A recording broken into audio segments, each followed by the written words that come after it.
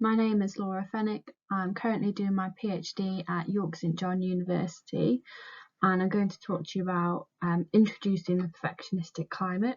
So starting with what is the perfectionistic climate, then briefly describe the measures available to use, and finally what you can do as coaches or practitioners to reduce the climate.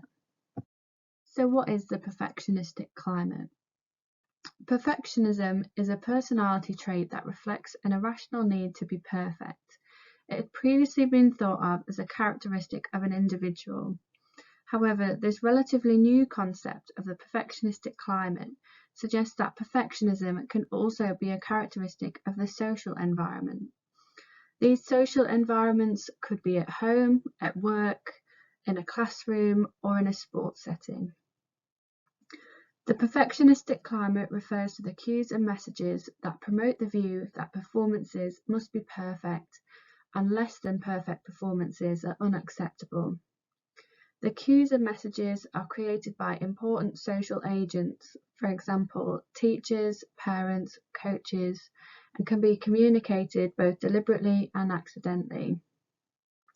In the sport context, coaches also have the potential to help reduce how perfectionistic their sessions are by modifying the language that is used, how tasks are structured, and the strategies that are used to reward or deter athlete behaviour.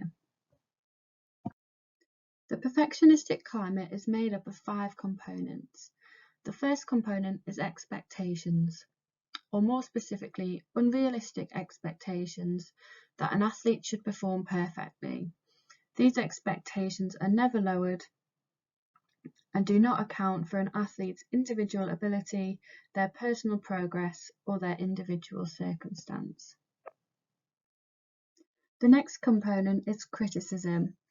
When performances are not perfect, criticism will be harsh, frequent, and excessive. It could focus on minor and inconsequential mistakes, even if an athlete shows personal improvement or objective success. The next component is control, the use of coercive behaviour to pressure athletes to perform perfectly. This can include the use of threats, embarrassment, punishments, or rewards to pressure athletes to think, feel, and behave in a particular way, and to get them to perform perfectly or avoid mistakes. The next component is conditional regard.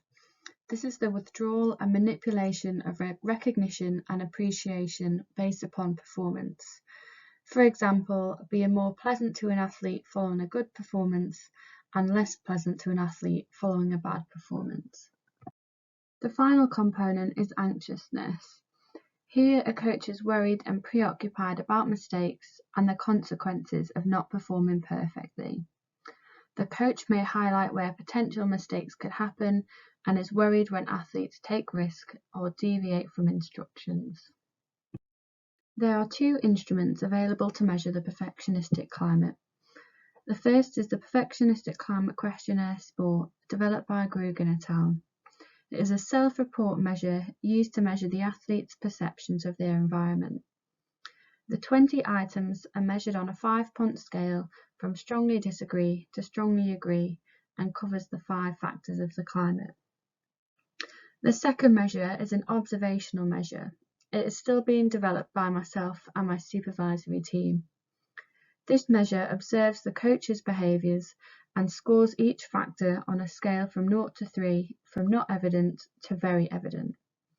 The measure also includes 15 indicators to give the observer a list of examples of what they might see in relation to the 5 factors, but it is not an exhaustive list.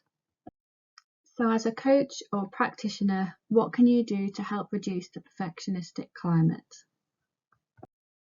In terms of expectations, it is important that any targets are realistic and are adaptable for each athlete's individual needs and circumstances.